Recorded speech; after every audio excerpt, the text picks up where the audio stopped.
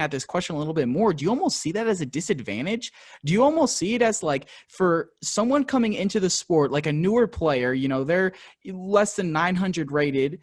Is it better for them to just pick a brand and just learn that brand rather than trying to like have, you know, a destroyer and then a raider and then a DD3 and then a Zeus and like do you think it's better to just stick with one brand and figure that brand out?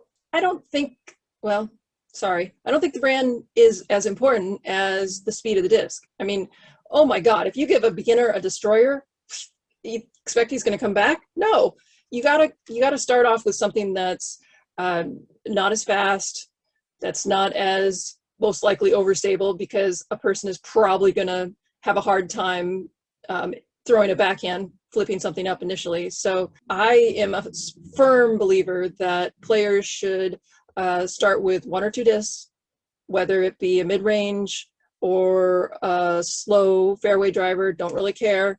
Tell that person how important it is to be able to control that one disc. It's got to be the right disc, can't be, like I said, a destroyer. Once they can turn that disc over, make that disc go relatively straight, and hyzer that disc, then they're ready for other things. But until they have that control, I don't think it's doing anybody any favors by throwing lots of discs at them. And I don't care what brand it is. It just needs to be something that is able to be controlled. And I want to speak to what you mentioned, simplifying your bag.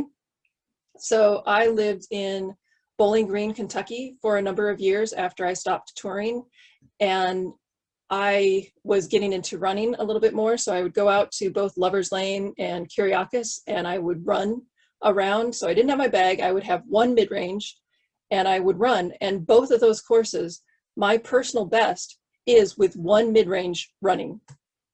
And I've played those courses a lot. Obviously, you know, because like you have to learn that disc, but go into that a little bit more of like, why do you think that is, like being able to be that efficient with one disc? Because your brain is not engaged in a good way.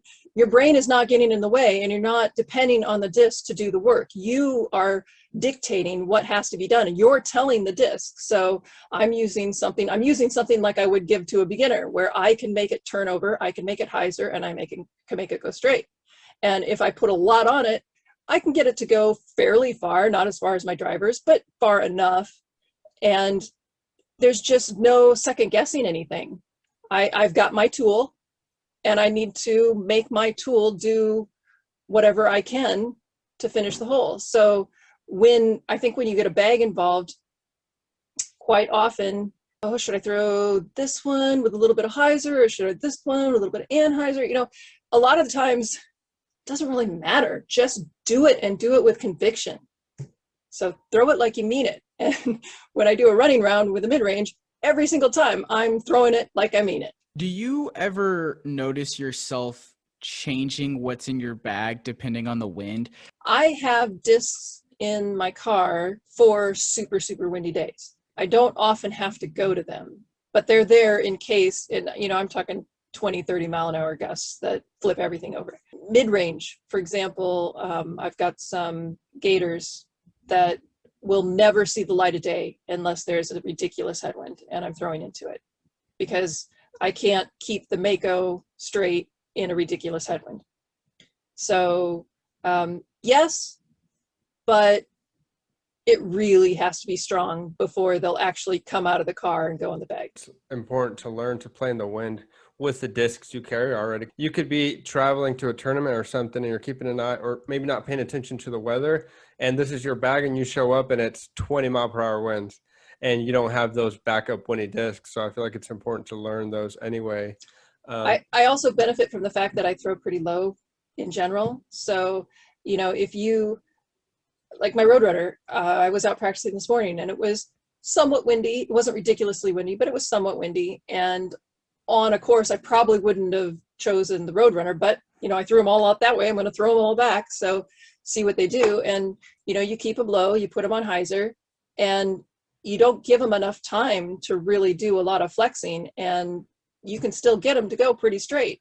If you get them up in the air, then you got a lot more time where they can get squirrely and get offline. So I think that in that very specific instance, I'm not as affected as maybe some other people are. Just real quick, I feel like a lot of new players definitely lose distance because of how high they throw, and eventually they kind of just accept it, or like they throw pretty high, but it works. But then they get in the woods or whatever and they can't, so they struggle. What would you say helps you to be able to throw low? Or I guess, what did you work on to be able to throw low? It's just the way that I throw. I don't remember thinking, boy, I need to make sure that I don't pop it up in the air. It's just, I've just always thrown low. And I actually think that I am probably lower than ideal, that I would gain some distance if I were, maybe another 10 feet higher in the air. I don't know if it's me being conservative or it's just the releases that I do. So another thing, these are what I consider weaknesses. I throw low all the time, and I sometimes have a tendency to get the nose up. So I think me potentially trying to force that nose down also keeps me throwing low. I wouldn't encourage people necessarily to always, you need all heights. So I tend to do pretty well in courses that have low ceilings because it's not obstructing my normal shot. That's an advantage. But out on a wide open field, I'm probably losing some distance. And if I have to go up and over something, I'm definitely losing distance because my natural swing doesn't do that. So I don't have as much strength when I'm trying to go up and over something. So you need to work on all of it. Yeah, and I definitely have noticed in my game in the recent weeks that, like, when I throw a shot that is lower than I normally would, or it comes out of my hand and in my head, I'm immediately like, oh, wow, that's low. That's going to be bad. It will go farther and be more accurate. So there's definitely some facts to what Horatio brought up and then what you were saying as well, Juliana. And you get more field work done at home than on the road on tour. How can that possibly be? Yeah. So how many times have you, at least I've heard this so many times from usually like local regional pros, they'll, oh, if only I was on tour and I could play all the time. And so that's the perception that, touring pros, they have the opportunity to play 24/7. However, on the road, well, first of all, you got all logistics and you've got the sponsor responsibilities and you've got to drive 700 miles between events. But beyond that, I'm in a new city. I don't know where there's a field to go throw at. I don't know when it's going to be open or available or unlocked, and I don't have 20 of every one of my discs. At home I do. I've got 6 putters on the road. I've got 3 sidearm pigs. I've got just a tiny amount of everything. So I can't concentrate and do 100 approaches today because I'd be walking 20 miles to do so. And at home, I just pick up the 2 crates full of disc X and I go to the course, or it's not a course, I go to the park that I know is open at this time, and I've got everything in front of me to myself. I know when I can be there. Even when I was here, when I had a full-time job, I work from X to Y, so I know I've got to get up early and get it in before my job starts, and I do that. And everything's on a schedule and regimented, and I can fit into that. On the road, there's no schedule. There is no regiment. Things come up and are thrown at you all the time, and you have to be able to adapt.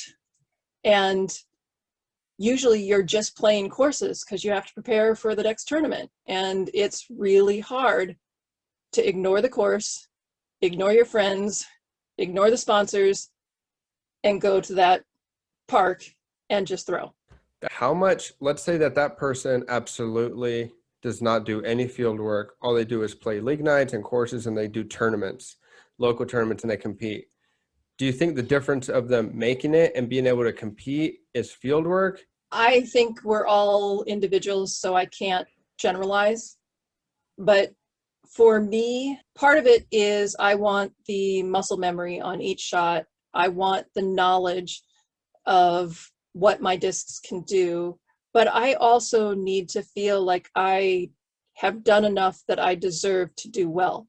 So I need to feel like I've put in enough work that I then have the confidence that I can play well. I'm not saying I'm going to, but I've done what I can, and now I just need to pull it back out during the tournament.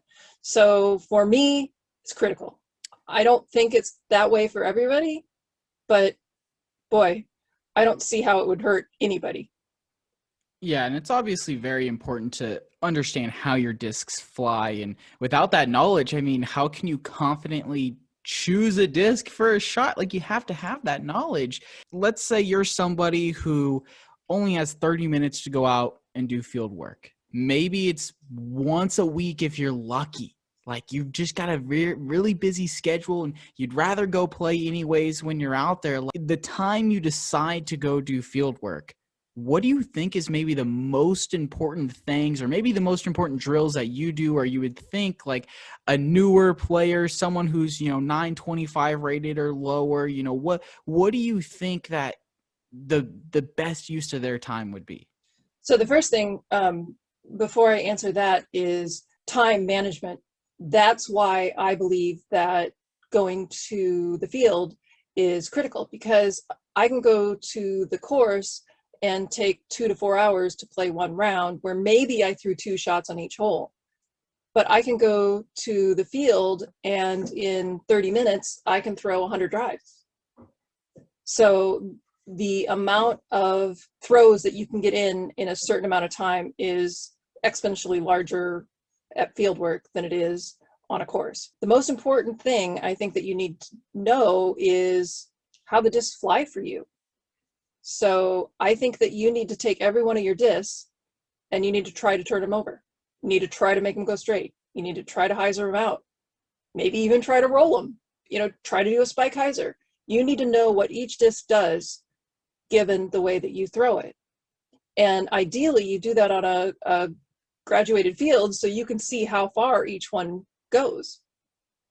And obviously, it's nice to be able to compare them relative to each other, but it's even better like on a practice football field. When I was in grad school, before I went on tour the first time, I would, instead of having lunch, I would go out to the intramural football field and I would throw. And that field had the yard markers on it. So I knew how far each disc was going. And that was, I didn't know that that was valuable information, but it became extraordinarily valuable when I got to a course. I used to think it was a waste of time to play around a disc golf because I could get so much more out of field work. And that's probably taking things to a little extreme, because obviously it's fun to play around a disc golf and that's why we all get into it.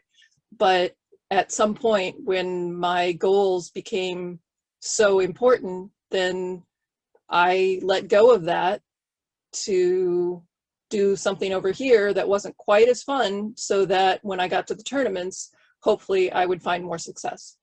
I'm sorry, it's also important that you put yourself in inclement weather. So when it's ridiculously windy, that's when you need to go out and throw, so you know how to throw in the wind. When it starts raining, that's when you need to go out and putt, so you know how to putt in the rain. So it's important to prepare in conditions that are not ideal.